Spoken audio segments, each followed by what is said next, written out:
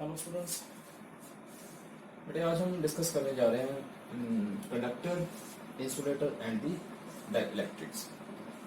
ठीक है, तो फर्स्ट ऑफ ऑल जो कंडक्टर है, कंडक्टर की जो डेफिनेशन है कि कंडक्टर इज दी कि वो मटेरियल है कि जिनमें से जो इलेक्ट्रिसिटी है वो पास करती है। ठीक है, क्योंकि कंडक्ट करते हैं इलेक्ट्रिसिटी को। ठीक है, और जो इंसुलेटर है कि जो जिनमें से जो इलेक्ट्रिसिटी है वो पास नहीं करती है। ठीक है, तो dielectric is also A category of A insulator कि इनमें से भी जो है वो इलेक्ट्रिसिटी पास नहीं करती है। ठीक है, तो अब ये जो कंडक्टर है कि इसको जब हम किसी इलेक्ट्रिक फील्ड में रखते हैं तो फिर इस पे क्या इफेक्ट आता है। इंसुलेटर को रखते हैं और डाइलेक्ट्रिक को जब हम किसी इलेक्ट्रिक फील्ड में लेके आते हैं तो इन पे क्या इफेक्ट पड़ता है वो हम डिस्कस करेंगे। ठीक है, तो फर्स्ट ऑफ ऑल जो हमारा टॉपिक है that is the conductor. Conductor क्या है कि विच कंडक्ट द इलेक्ट्रिसिटी। अब ये जो इलेक्ट्रिसिटी कंडक्ट करते हैं कि इनमें ऐसा क्या है कि इनमें से जो इलेक्ट्रिसिटी है वो पास करती है, लेकिन इंसुलेटर में जो इलेक्ट्रिसिटी है वो पास नहीं करती है। ठीक है, तो फर्स्ट ऑफ ऑल कंडक्टर क्या है कि कंडक्टर अगर मान लेते हैं कि हमारे पास कोई कंडक्टर है किसी भी शेप का है। ठीक है, कंडक्टर में क्या होता है कि जो इसमें जो चार्ज कैरियर्स हैं जिनके कारण जो है करंट फ्लो करता है इस कंडक्टर में, कि इसमें कुछ फ्री इलेक्ट्रॉन्स हैं जिनके कारण ये इलेक्ट्रिसिटी को कंडक्ट करता है। ठीक है, फ्री इलेक्ट्रॉन्स। अब ये फ्री इलेक्ट्रॉन्स कौन से इलेक्ट्रॉन्स हैं? ठीक है, तो इसके लिए देखो कि हम मान के चलते हैं कि जो कॉपर है वो एक कंडक्टर है और कॉपर का जो एटॉमिक नंबर है 29, इसमें 29 इलेक्ट्रॉन्स हैं। तो इसकी जो कॉन्फ़िगरेशन है 1s2 2s2 2p6 3s2 sorry 1s2 2s2 2p6 3s2 3p2 3p6 3d10 and 4s1 है। ठीक है, 2 2 4 6 10 12 6 18 28 एंड 29। ठीक है, तो इसमें क्या है कि ये जो फर्स्ट ऑर्बिट है, फर्स्ट ऑर्बिट जो एस ऑर्बिट होता है उसमें दो इलेक्ट्रॉन्स होते हैं। तो first orbit is a completely filled है, दैट इज स्टेबल। जो भी ऑर्बिट है वो अगर फिल्ड है, कंप्लीटली फिल्ड है, तो it mean that is a stable orbit. Okay, उसके बाद जो सेकेंड ऑर्बिट है उसमें 8 इलेक्ट्रॉन्स आते हैं, 2 and 6 इज द 8 इलेक्ट्रॉन्स। ये भी एस जो है थर्ड है, इसमें 18 इलेक्ट्रॉन्स है। एस में 2 होते हैं, पी में 6 होते हैं और डी में 10 होते हैं। ठीक है, और एस ऑर्बिट में कितने इलेक्ट्रॉन्स होते हैं?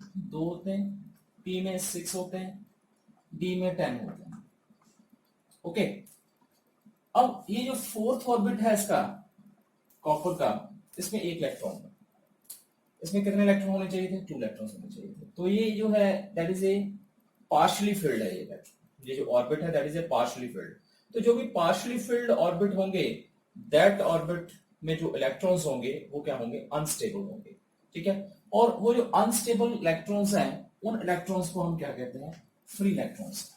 ठीक है, ये 3s ऑर्बिट के भी जो इलेक्ट्रॉन्स हैं वो भी स्टेबल हैं। इन्हें ऑर्बिट में से बाहर निकालना बहुत टफ है, इनकी जो बाइंडिंग एनर्जी है वो ज्यादा है।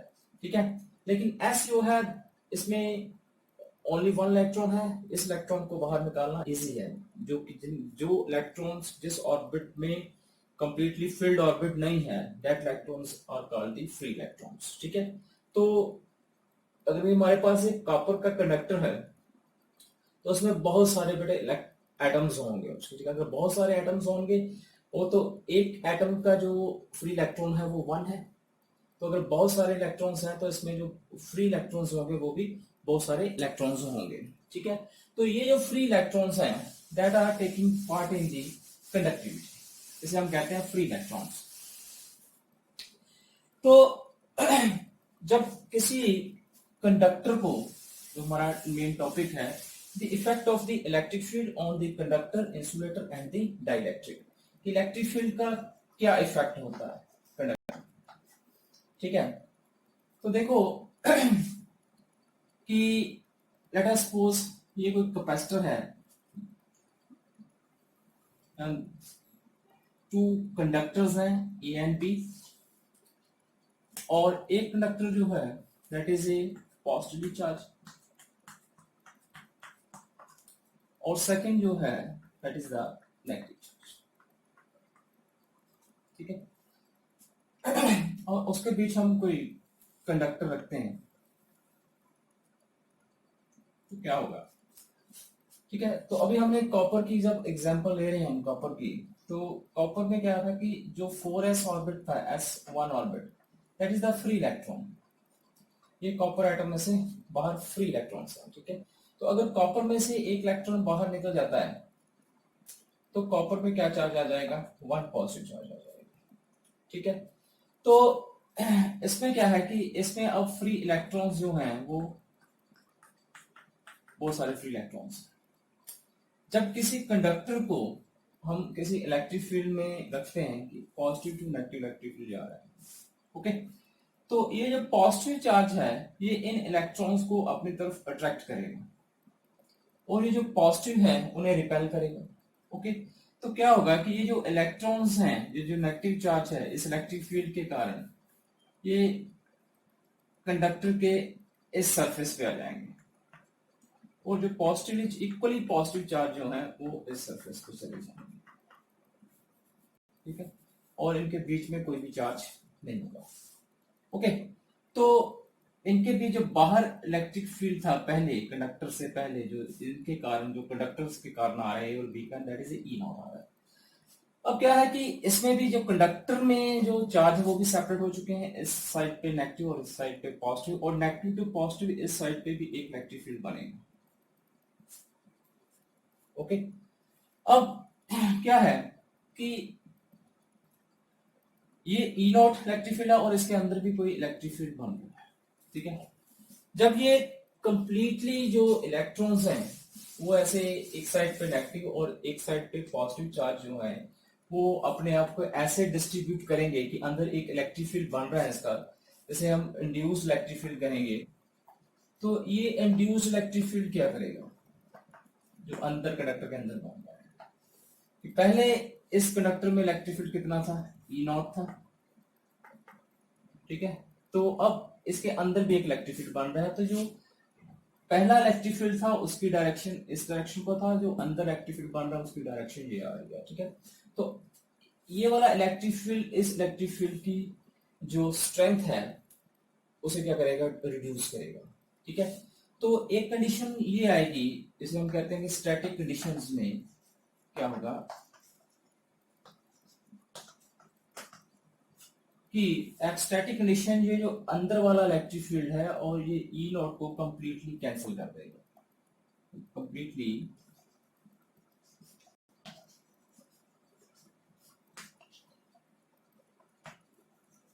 कैंसिल द अप्लाइड फील्ड,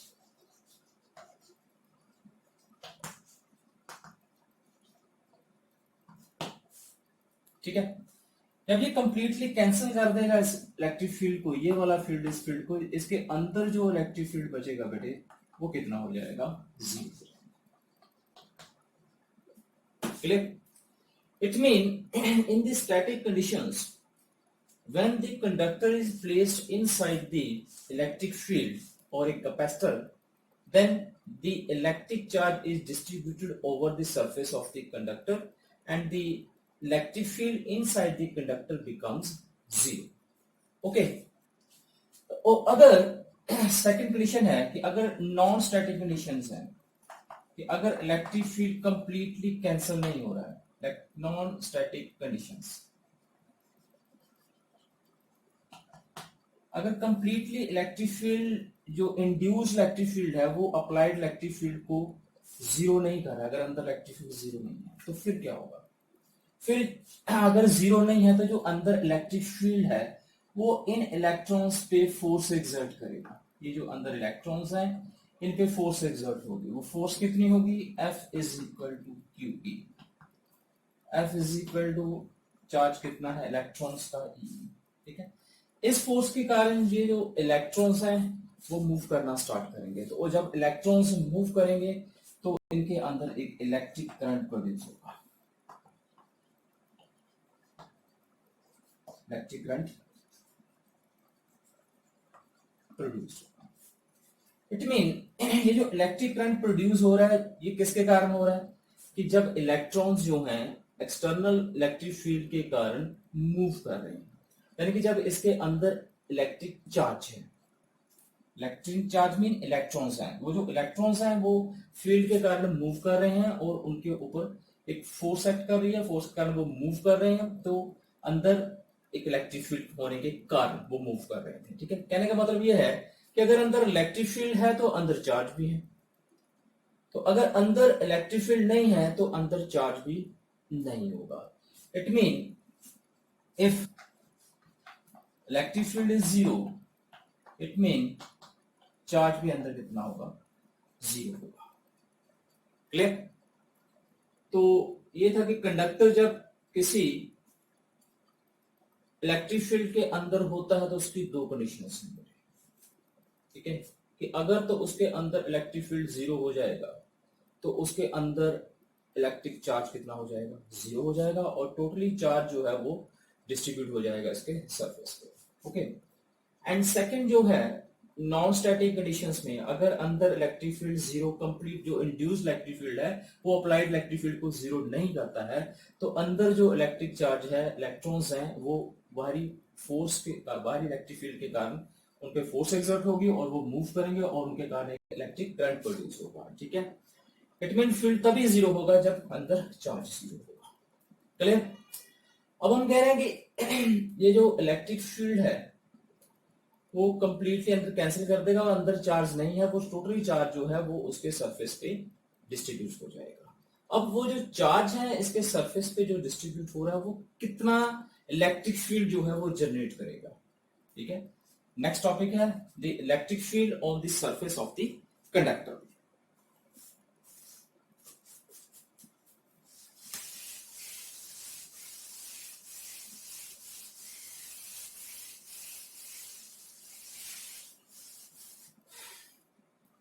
मान के चलते हैं कि इसी से एनी कंडक्टर है इररेगुलर शेप का है। ठीक है, तो इस पे कुछ चार्ज डिस्ट्रीब्यूट है, मान लेते हैं पॉजिटिव चार्ज डिस्ट्रीब्यूट है।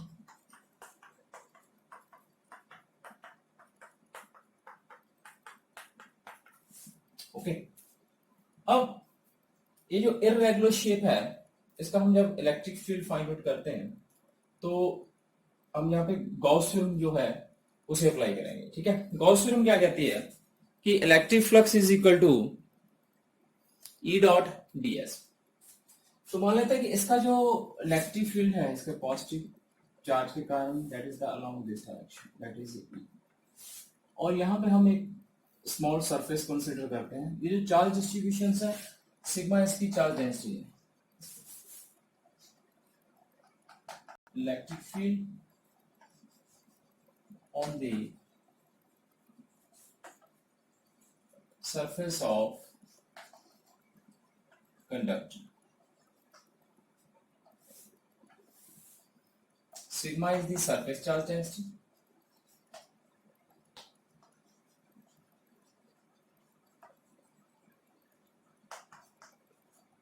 ठीक है। तो यहाँ पे मान लेते हैं कि हमारे पास कोई स्मॉल सरफेस है जिसका एरिया कितना है ds है, और इस एरिया में जो चार्ज है वो चार्ज कितना है dq है। तो फिर सिग्मा कितना बन जाएगा? Sigma is equal to charge पर unit surface area that is ds, और dq is equal to sigma ds, ये बन जाएगा। नंबर 1 लगा लेते हैं। ठीक है, अब क्या करेंगे यहाँ पे एक हम गॉसियन सरफेस बनाएंगे। Gaussian surface in the form of क्या होगा? वो एक सिलेंड्रिकल गॉसियन सरफेस बनाएंगे। उसका कुछ पार्ट जो है वो इस कंडक्टर के अंदर है और कुछ पार्ट उसका कंडक्टर के बाहर है। ठीक है, तो according to Gauss theorem Gaussian surface बन गया। इसके 4 स्टेप मैंने आपको करवाए थे। गॉसियन सरफेस भी बन गया हमारे पास, चार्ज भी फाइंड आउट कर लिया। अब जो गॉस थ्योरम है वो क्या कहती है, गॉस थ्योरम कहती है कि जो फ्लक्स है D phi that is equal to the E dot D S is equal to charge upon epsilon naught, जितना चार्ज है उसके नीचे अपसाइलन नॉट आ जाएगा। अब ई डॉट डी एस है जो एरिया वेक्टर होता है वो सरफेस के परपेंडिकुलर होता है, E and D S is along the same direction, then you can write it as a E D S cos 0 degree, और चार्ज कितना है D Q upon epsilon naught. तो cos 0 1 ADS is equal to dq is the sigma ds upon epsilon naught, ds cancel, then electric field is equal to sigma upon epsilon naught, ठीक है। on the surface of the conductor the electric field is equal to the sigma upon epsilon naught, ठीक है। तो ये था हमारा conductor कि conductor के सरफेस पे अगर चार्ज डिस्ट्रीब्यूट है तो कंडक्टर क्या है, कंडक्टर जो है इलेक्ट्रिसिटी को कंडक्ट करता है, और जब हम कंडक्टर को किसी इलेक्ट्रिक फील्ड में रखते हैं तो उसकी दो कंडीशंस आती हैं। तो पहली कंडीशन है स्टैटिक कंडीशंस कि अगर अंदर इलेक्ट्रिक फील्ड 0 है तो अंदर इलेक्ट्रिक चार्ज भी 0 होगा। फिर जो अंदर इलेक्ट्रिक चार्ज था वो कहाँ गया, ठीक है, जो अंदर फ्री इलेक्ट्रॉन्स थे वो कहाँ गए, वो इलेक्ट्रॉन्स जो है वो चार्ज पार्टिकल्स हैं वो उसके सरफेस पे डिस्ट्रीब्यूट हो जाते हैं, ठीक है। और दूसरी कंडीशंस थी नॉन स्टैटिक कंडीशंस कि जब अंदर इलेक्ट्रिक फील्ड जो है वो 0 नहीं होता है, तब उसके अंदर इलेक्ट्रिक फील्ड 0 नहीं है तो वो चार्ज पार्टिकल जो अंदर फ्री इलेक्ट्रॉन्स हैं उसके ऊपर एक फोर्स एक्सर्ट होती है। फोर्स एक्सर्ट के कारण क्या होता है कि इलेक्ट्रॉन्स मूव करते हैं, इलेक्ट्रॉन मूव जब करते हैं तो क्या प्रोड्यूस होता है, इलेक्ट्रिक करंट प्रोड्यूस होता है, ठीक है। तो जब स्टैटिक कंडीशंस में जो चार्ज था वो उसके सरफेस पे डिस्ट्रीब्यूट होता है तो वो चार्ज के कारण जो इलेक्ट्रिक फील्ड बनता है वो कितना बनता है, E is equal to sigma upon epsilon naught बनता है in the case of the conductor. तो ये था हमारा कंडक्टर, और कंडक्टर की कुछ एप्लीकेशंस हैं कि वो लास्ट हमने डिस्कस करी थी। पहली तो यही आ गई कि इलेक्ट्रिक फील्ड जो है वो inside the conductor is equal to क्या होगा, 0 होगा, ठीक है, स्टैटिक कंडीशंस में, क्योंकि हम इलेक्ट्रोस्टैटिक कर रहे हैं तो स्टैटिक कंडीशंस ही हम डिस्कस करेंगे, ठीक है। तो स्टैटिक कंडीशंस में electric field inside the conductor is 0, पहला पॉइंट ये है। अगर इलेक्ट्रिक फील्ड 0 है तो चार्ज भी क्या होगा, 0, सेकंड कंडीशन सॉरी, ठीक है। और थर्ड कंडीशन है जो कि electric field is always perpendicular to the surface, और electric field is perpendicular to the surface. उसके बाद जो फोर्थ कंडीशन है कि अगर अंदर इलेक्ट्रिक फील्ड 0 है तो अंदर पोटेंशियल कितना होगा, अंदर पोटेंशियल क्या होगा, वो कांस्टेंट होगा। ये फोर्थ कंडीशन आ गई इसमें, ओके। तो सरफेस पे इलेक्ट्रिक फील्ड कितना होगा, सिग्मा अपॉन एप्सिलॉन नॉट होगा, ठीक है। उसके बाद चलते हैं हम इंसुलेटर पे। इंसुलेटर क्या है कि जिसमें से इलेक्ट्रिसिटी पास नहीं कर देते, do not conduct the electricity.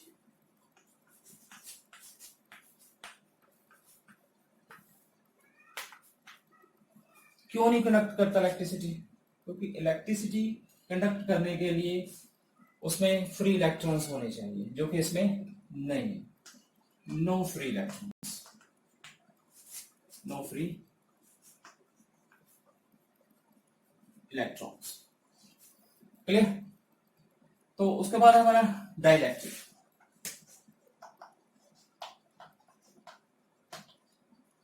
Dielectric क्या है बेटे, डाइलेक्ट्रिक भी इलेक्ट्रिसिटी को कंडक्ट नहीं करता है, नॉट कंडक्ट इलेक्ट्रिसिटी।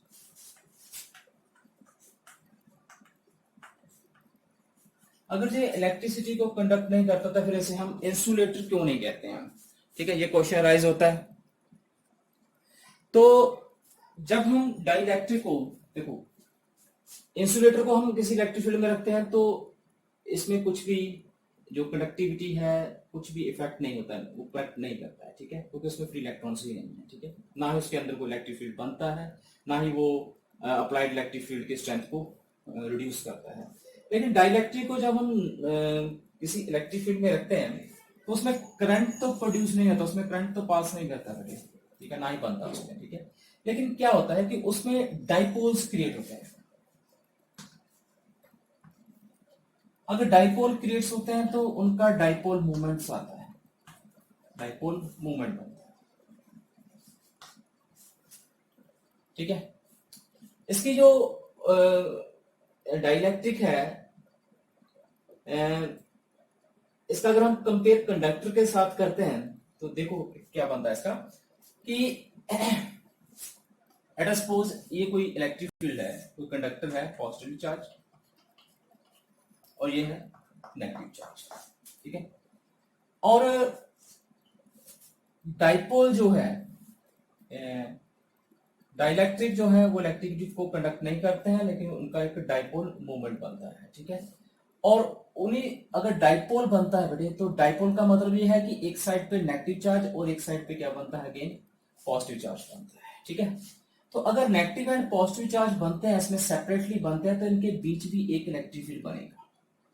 सिमिलरली जैसे कंडक्टर के केस में था। ठीक है, उसके अंदर भी क्या था कि जो इलेक्ट्रॉन्स एक साइड पे और पॉजिटिव चार्ज एक साइड पे थे, तो अंदर एक इलेक्ट्रिक फील्ड बन रहा था, जो स्टैटिक कंडीशन में अंदर इलेक्ट्रिक फील्ड जो अप्लाइड इलेक्ट्रिक फील्ड है और अंदर जो इलेक्ट्रिक फील्ड बन रहा था वो जीरो हो रहा था। ठीक है, लेकिन इस केस में क्या है, इस केस में तो इलेक्ट्रिक फील्ड जीरो अंदर बनता है कंडक्टर के केस में, लेकिन डाइलेक्ट्रिक के केस में अंदर इलेक्ट्रिक फील्ड जो है वो जीरो नहीं बनता है। ठीक है, तो ये जो डाइलेक्ट्रिक है ये इलेक्ट्रिसिटी को कंडक्ट नहीं करता है, लेकिन अंदर डाइपोल बनाता है और उनका क्या होता है, डाइपोल मूवमेंट होता है। ठीक है, तो डाइलेक्ट्रिक जो है ये बड़े टू टाइप्स के मॉलिक्यूल्स हम पढ़ते हैं। ठीक है, कौन कौन से हैं? एक तो है पोलर मॉलिक्यूल्स होते हैं जिसमें, और दूसरे हैं नॉन पोलर डाइलेक्ट्रिक भी कह सकते हो आप, और नॉन पोलर मॉलिक्यूल्स भी कह सकते हो। ठीक है, उसमें डाइलेक्ट्रिक में होते हैं। ये जो डाइलेक्ट्रिक है कि इसको जब हम किसी इलेक्ट्रिक फील्ड में रखते हैं, क्या होता है कि इस साइड पे नेगेटिव चार्ज आ जाता है, इस साइड पे पॉजिटिव चार्ज। ठीक है, अगर साथ में हम कंडक्टर की बात करते हैं तो कंडक्टर भी ऐसे है, इस साइड पे नेगेटिव चार्ज था, इस साइड पे पॉजिटिव चार्ज था, और ये अप्लाइड फील्ड की डायरेक्शन है और इसके अंदर एक इलेक्ट्रिक फील्ड बन रहा था, ये पी मान लेते हैं। सिमिलरली इसके बाहर इलेक्ट्रिक फील्ड ई नॉट है और इनके कारण अंदर इलेक्ट्रिक फील्ड कितना बन रहा है, वो ई पी बन रहा है, ये मान के चलो। अब क्या था कि इसमें तो कंडक्टर में तो ये जो इलेक्ट्रॉन्स थे ये फ्री इलेक्ट्रॉन्स थे, इनकी जो डेंसिटी है इलेक्ट्रॉन्स की सिग्मा, और ये किसकी इलेक्ट्रॉन थी, जो प्रोटॉन है उनकी डेंसिटी थी। ठीक है, क्योंकि अंदर ऑलरेडी थे, फ्रीज थे। ठीक है, लेकिन इस केस में क्या है कि इनको ये जो इलेक्ट्रिक फील्ड है ये सेपरेट करता है, डाइपोल बनाता है। ठीक है, तो इस केस में जो इलेक्ट्रिक फील्ड बन रहा है ईपी, वो क्या था कि ई नॉट प्लस जो है ईपी, इस केस में क्या था, ई नॉट प्लस ईपी की डायरेक्शन डिफरेंट थी, EP that is equal to zero हो रहा है, नेट इलेक्ट्रिक फील्ड जो था। और इस केस में भी ई माइनस ईपी है, लेकिन इस केस में इलेक्ट्रिक फील्ड जीरो नहीं होता। क्लियर? कंडक्टर के केस में inside the conductor electric field is zero, but dielectric के केस में अंदर जो इलेक्ट्रिक फील्ड है उसकी वैल्यू जीरो नहीं होगी। Clear point? अब आते हैं कि डाइलेक्ट्रिक जो टाइप्स है हमारे पास, that is the polar molecules और पोलर डाइलेक्ट्रिक और द नॉन पोलर डाइलेक्ट्रिक। ये क्या होते हैं? देखो कि जो पोलर है, पोलर का मतलब है पोल, पोल, और नॉन पोलर का मतलब नॉन पोल, जिनके पहले ही ये पोल नहीं बनते हैं। ठीक है, इसमें क्या है कि जिसमें पोल बनते हैं उसे हम पोलर कहते हैं। पोलर का मतलब है कि अगर जो मॉलिक्यूल्स हैं उसमें जो पॉजिटिव चार्ज है और नेगेटिव चार्ज है, उनके जो सेंटर्स हैं जो centre of the positive and negative charge जो है वो कोइंसाइड नहीं करते हैं, यानी कि उनके सेंटर के बीच में कुछ ना कुछ डिस्टेंस है। क्लियर? क्योंकि जो डाइपोल मूवमेंट होता है वो किसके ऊपर होता है, Q इंटू 2a। ये तभी बनेगा अगर दो पॉजिटिव और नेगेटिव चार्ज के बीच में कुछ सेपरेशन आ रही है। ठीक है, तो पोलर मॉलिक्यूल्स में क्या होता है कि नेगेटिव और पॉजिटिव जो आयंस हैं, ठीक है, उनके बीच में कुछ गैप होता है, उनके सेंटर जो है वो कोइंसाइड नहीं करते हैं।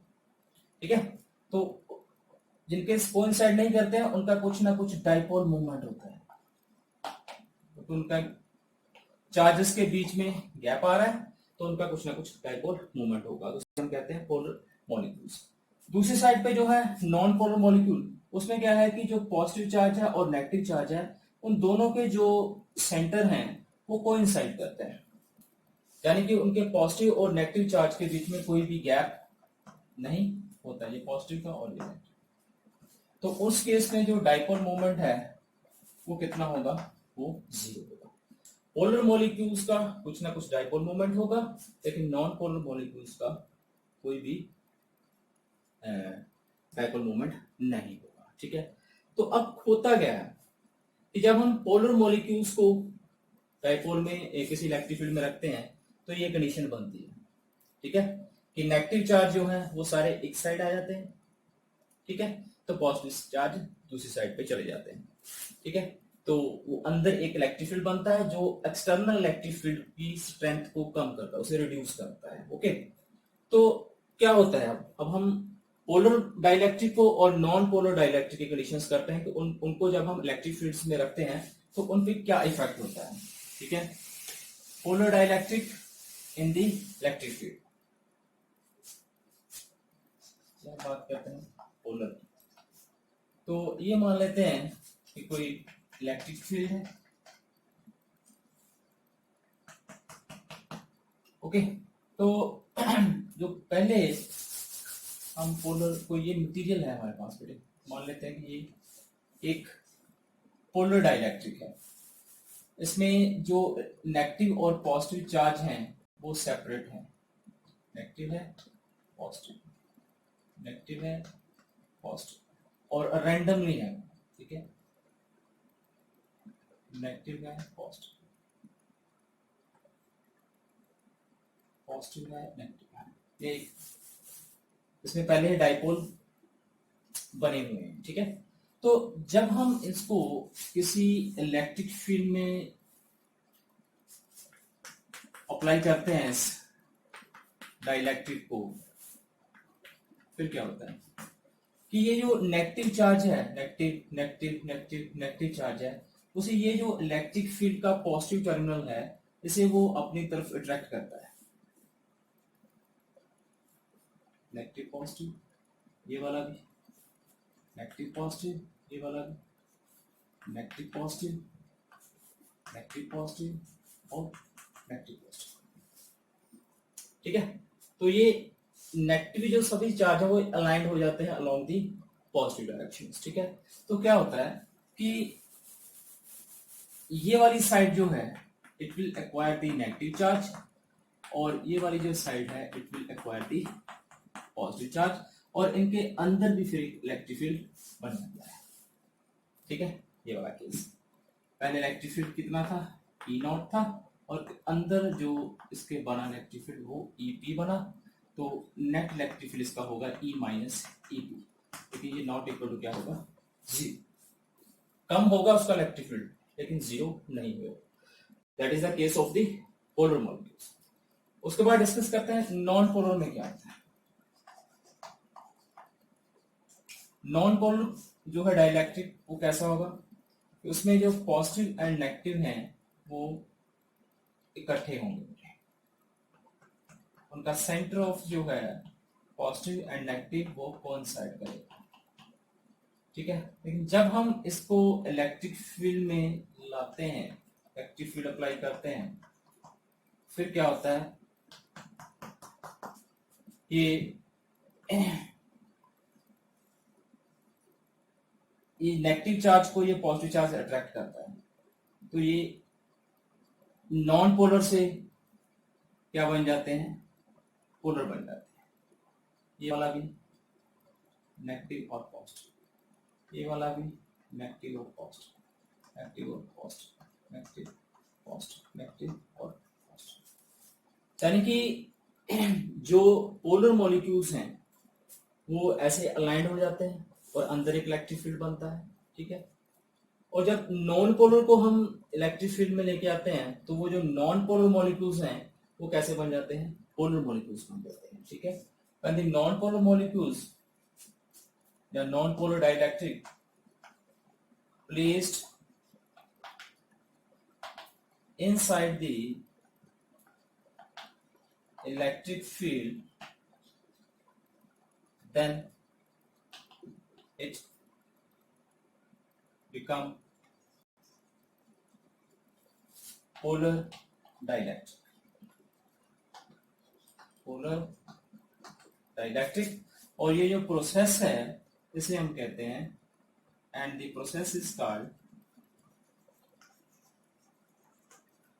and the process is called polarization।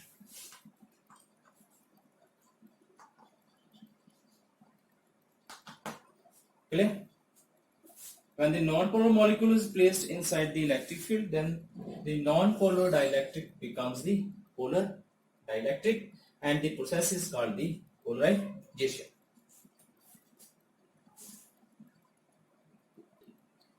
तो नेक्स्ट स्टेप है बेटे हमारा, नेक्स्ट जो टॉपिक है the polarization of dielectric slab.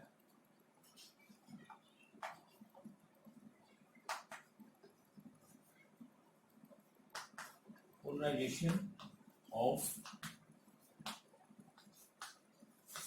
Dielectric slab, ठीक है। प्रोसेस पढ़ लिया हमने dielectric polarization. Polarization process is to convert the non polar dielectric into the polar dielectric and the process is called the polarization, ठीक है। तो अब उसको हम मैथमेटिकली प्रूफ करेंगे कि पोलराइजेशन जो डाइलेक्ट्रिक स्लैब है जब हम इसे इलेक्ट्रिक फील्ड में रखते हैं तो उसकी पोलराइजेशन कैसे होती है, तो उसका जो मैथमेटिकल स्टेप जो मेजरमेंट है उसे हम ड्राइव करेंगे, ठीक है। तो लेट अस सपोज कि कोई कैपेसिटर है, capacitor is one side is a positive और सेकंड साइड इज नेगेटिव,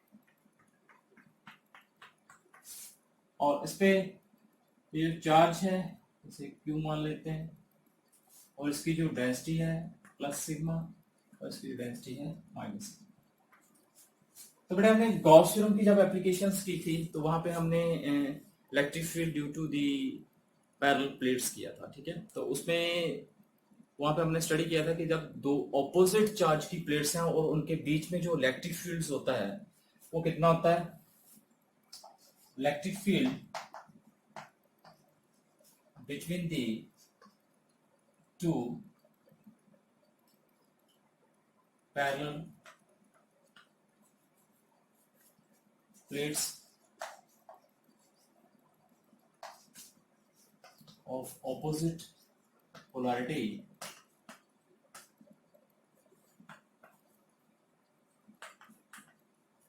वो इलेक्ट्रिक फील्ड होता है बटे E naught is equal to sigma upon epsilon naught. जब इसके बीच में एयर है, इसके बीच में कोई भी मीडियम नहीं है, तब electric field is along this direction, और ठीक है।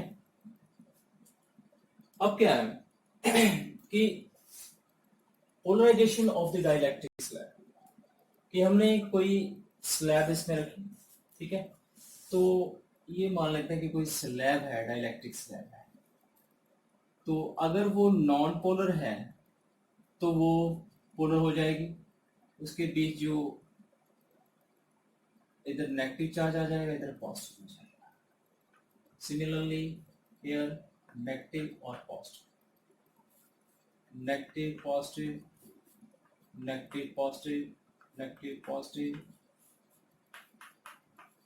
ये ऐसे इसकी पोलराइजेशन हो जाएगी, नॉन पोलर से ये पोलर बन जाएगी, ठीक है। तो क्या होगा कि ये जो पॉजिटिव नेगेटिव है, इस डाइपोल का पॉजिटिव, इस डाइपोल का नेगेटिव, ये वाले सभी चार्ज जो है वो न्यूट्रलाइज हो जाएंगे। ठीक है, तो अंदर कौन सा चार्ज बचेगा? इनके जो सरफेस पे चार्ज होगा सिर्फ वही बचेगा। ठीक है, तो क्या होगा कि ये जो डाइलेक्ट्रिक की ये वाला फेस है, यहाँ पे नेगेटिव चार्ज डिस्ट्रीब्यूट हो जाएगा और इधर जो है वो पॉजिटिव चार्ज डिस्ट्रीब्यूट हो जाएगा। ठीक है, तो इसे मैं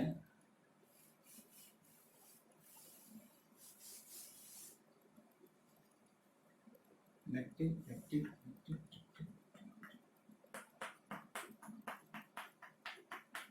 okay, when a dielectric is placed inside a uniform electric field, then charge QI, I stand for induced, is induced on the surface of dielectric. Clear? और ये जो चार्ज है इधर, इसकी जो है क्यू आई मान लेते हैं और ये प्लस क्यू आई। ओके, तो ये जो प्रोसेस है कि वो सेपरेट हो गए हैं, तो इसको हम क्या, प्रोसेस को क्या कहते हैं? पोलराइजेशन कहते हैं।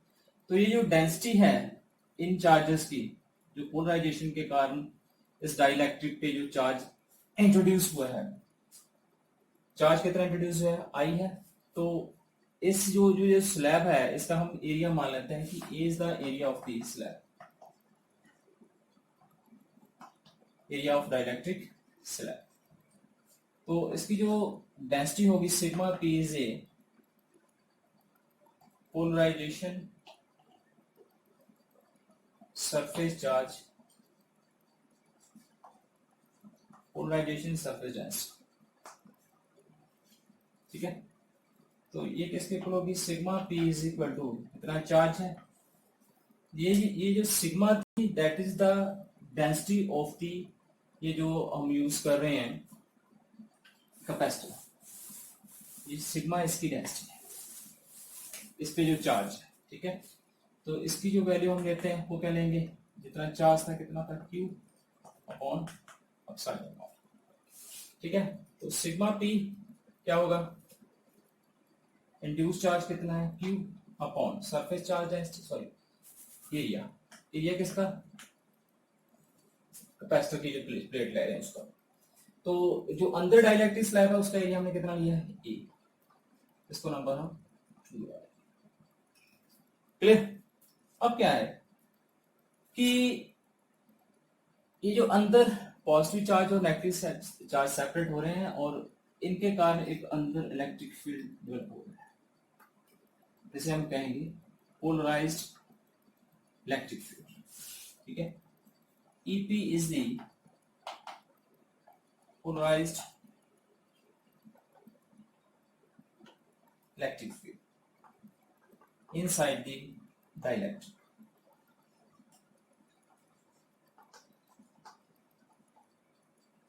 और ये कौन सा है? That is the induced electric field. Induced electric field.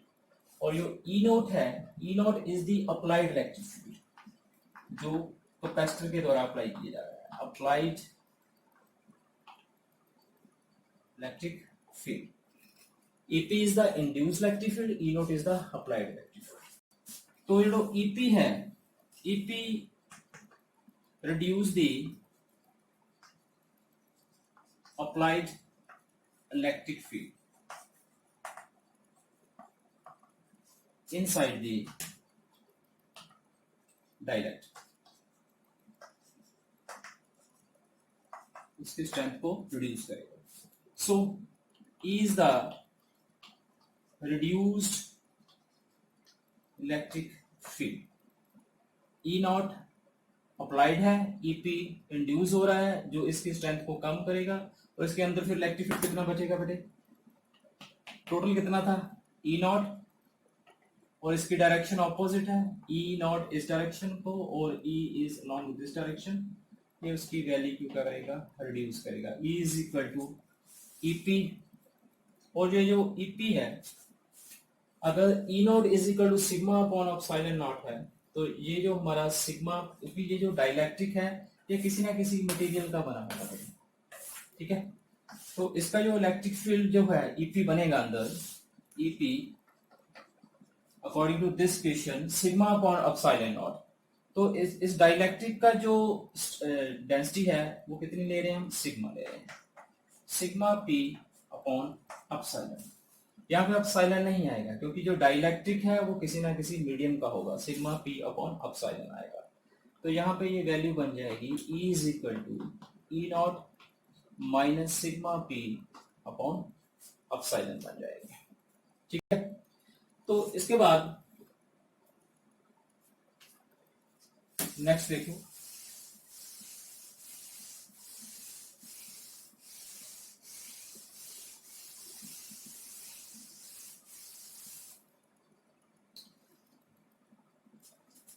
हमने बेटे स्टडी किया था एक डाइलेक्ट्रिक कांस्टेंट,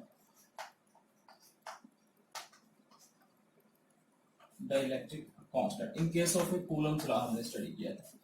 वहां पे क्या था, K is equal to force in a air upon force in a medium.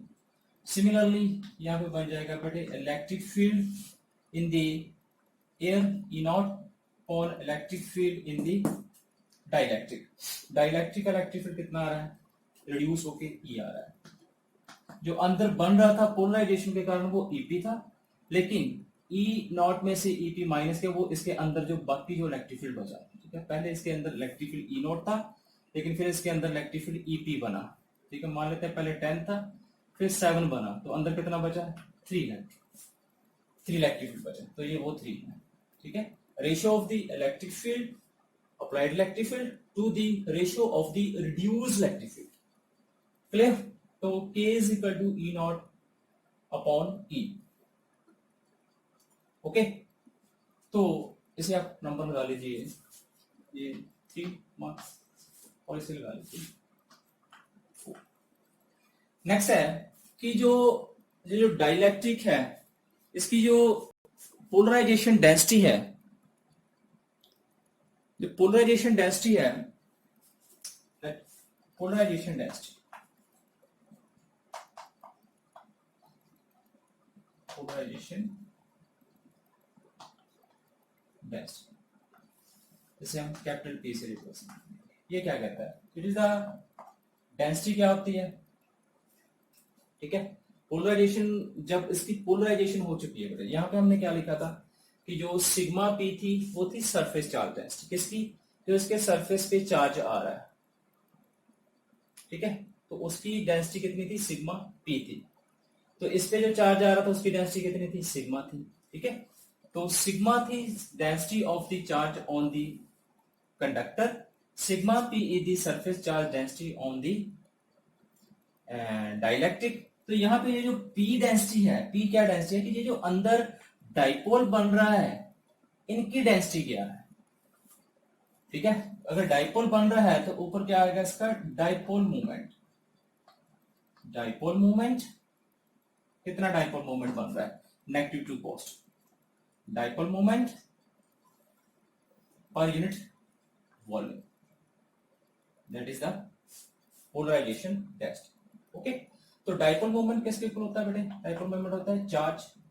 Charge कौन सा है, जो यहां पे आ रहा था इंड्यूस चार्ज, वो कितना लिया हमने, QI, that is the QI। और ये जो स्लैब है इसका जो थिकनेस है वो मान लेते हैं कितनी है, स्मॉल d है।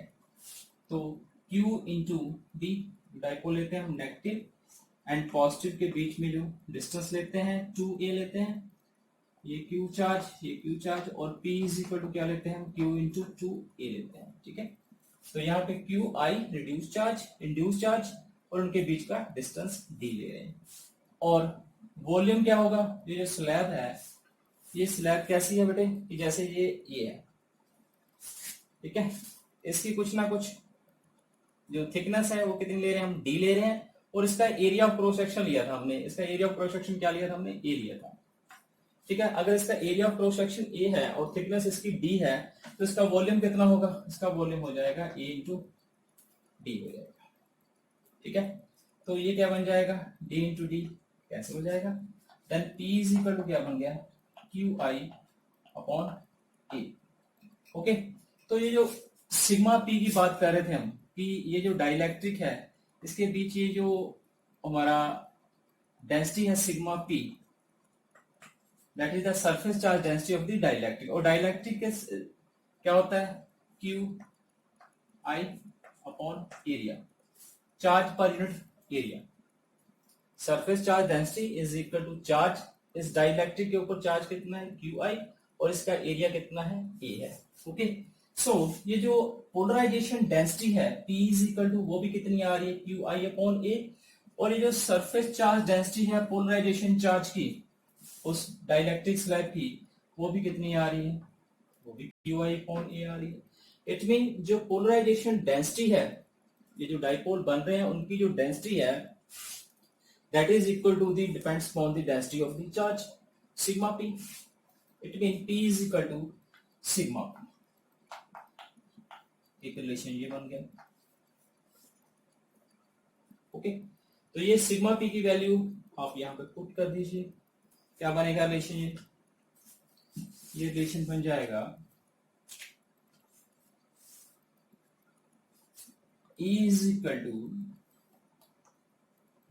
E naught minus polarization density upon upside, ठीक है।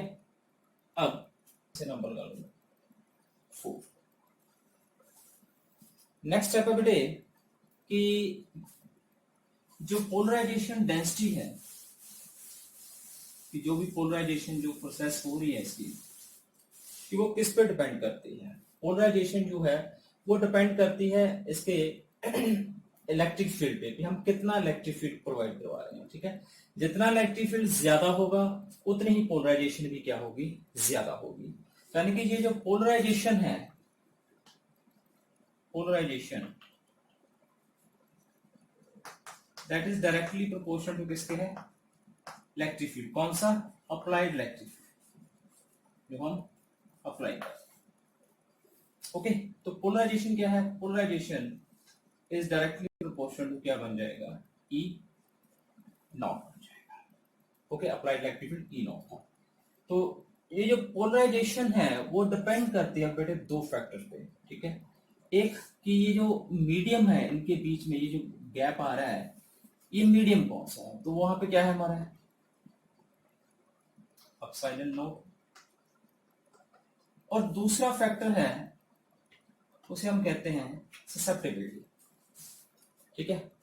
कि पोलराइजेशन ये जो इलेक्ट्रिक फील्ड है, ससेप्टिबिलिटी क्या रिप्रेजेंट करती है कि कितनी डिग्री, ठीक है, कितना ये जो इसके बीच में जो चार्ज है डाइलेक्ट्रिक के बीच में, वो कितने डिग्री में वो जो कन्वर्ट पोलराइज हो रहा है, उनको सेपरेट नेगेटिव और पॉजिटिव चार्ज सेपरेट हो रहे हैं। तो ये जो पोलराइजेशन है that depends on the two factors, one is the epsilon naught and second is the क्या है, ये susceptibility,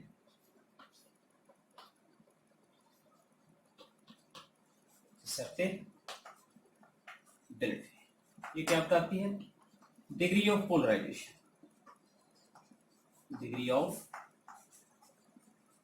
polarisation in applied electric field, ठीक है। तो ये जो P की वैल्यू है ये हम इक्वेशन नंबर 4 में फिल करेंगे, तो ये बन जाएगा E is equal to E naught minus psi epsilon naught E naught upon epsilon, ठीक है। तो ये रिलेशन बन गया E, इन दोनों में से E naught common 1 minus psi epsilon naught upon epsilon. ठीक है, तो ये इक्वेशन बन जाएगी, ये जो पोलराइजेशन है P is directly proportional to E, बेटे यहाँ पे ये इसके मीडियम की जो है परमिटिविटी उस पर डिपेंड करेगी। ठीक है, अपसाइलन पे, तो यहाँ पे अपसाइलन आएगा, यहाँ पे अपसाइलन, और ये अपसाइलन कैंसल आउट हो जाएगा। तो ये इक्वेशन बनेगी, क्या इक्वेशन बनती है, that is E is equal to E naught 1 minus psi derivation. ठीक है, तो इसे हम ऐसे लिख लेते हैं E upon E naught is equal to 1 plus psi, और जो 1 माइनस psi, और ये रिलेशन बन जाएगा, थोड़ी सी बड़ी मिस्टेक है कि ये जो पोलराइजेशन है, polarization density that is depends upon the, देखो ये जो अंदर डाइलेक्ट्रिक है इसकी पोलराइजेशन हो रही है, तो ये जो डाइपोल की पोलराइजेशन डेंसिटी है ये डिपेंड करते हैं कि इसके अंदर इलेक्ट्रिक फील्ड कितना है, जो रिड्यूस इलेक्ट्रिक फील्ड था। ठीक है, पोलराइजेशन डेंसिटी, पोलराइजेशन तो डिपेंड करती है एक्सटर्नल इलेक्ट्रिक फील्ड की, लेकिन जो पोलराइजेशन डेंसिटी है जो अंदर डाइपोल्स बन रहे हैं that is depends on the reduce electric field, जो अंदर डाइपोल के डाइलेक्ट्रिक के अंदर इलेक्ट्रिक फील्ड आ रहा है, that is E not. So susceptibility, उसके बाद ये रिलेशन फिर बन जाएगा ये वाला। ओके, तो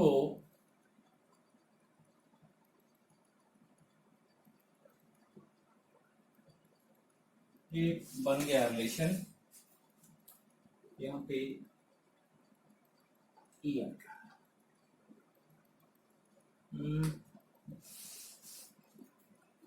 ये बन गया है E is equal to E naught minus psi epsilon cancel, that is E, और E is equal to E common, यहां से E naught divided by E minus psi. ठीक है, तो ये कैंसल, ये बन जाएगा 1 is equal to E naught upon E minus psi, और E नॉट अपॉन E जो है that is the dielectric constant, that is 1 is equal to K minus psi, और ये बन जाएगा साई का क्या हो 1 plus psi is equal to, ये फार्मूला है बेटे, काफी इंपॉर्टेंट फार्मूला है। K इज इक्वल टू, ये क्वेश्चन पूछा जाता है कि dielectric constant is equal to 1 plus psi के इक्वल। ठीक है, यहाँ पे थोड़ी सी मिस्टेक्स थी, वो देख लेना कि पोलराइजेशन डेंसिटी जो है वो इसके अंदर जो चार्ज है उसकी डेंसिटी को रिप्रेजेंट करता है, तो that depends on the reduced electric field, P is directly proportional to E। Polarization इसके अंदर हो रही है तो कंपोनेंट भी सारे इसके अंदर वाले आएंगे, P is equal to psi E, और ये जो ससेप्टिबिलिटी है दैट डिग्री ऑफ पोलराइजेशन, और इसकी जो वैल्यू सब्स्टिट्यूट करके हमारे पास ये रिलेशन आता है, that is a very important relation. ठीक है, तो आज के लिए बस इतना ही। तो कल जो है फिर हम देखेंगे कि अब ये जो डाइलेक्ट्रिक है इसके कंपोनेंट हमारे पास आ चुके हैं 1 प्लस साई के, ये जो साई है दैट रिप्रेजेंट दी पोलराइजेशन, कि कितनी पोलराइजेशन हो रही है, तो जो पोलराइजेशन है वो डिपेंड करती है डाइलेक्ट्रिक कांस्टेंट पे। ठीक है, तो एक चीज और है कि ये जो डाइलेक्ट्रिक कांस्टेंट है उसकी वैल्यू ससेप्टिबिलिटी से क्या होगी, 0, 1 यूनिट। ठीक है, तो डाइलेक्ट्रिक के कारण भी हम जो है कैपेसिटर की जो कैपेसिटेंस है उसे इंक्रीज कर सकते हैं, कल हम डिस्कस करेंगे कि जो लास्ट वीडियोस में हमने डिस्कस किया था कैपेसिटेंस ऑफ द कैपेसिटर, तो कैपेसिटेंस को कैसे इंक्रीज करना है किसी कैपेसिटर को, कि डाइलेक्ट्रिक से या किसी कंडक्टर से, how to increase the capacitance of the capacitor. आज के लिए सिर्फ इतना ही। Thank you.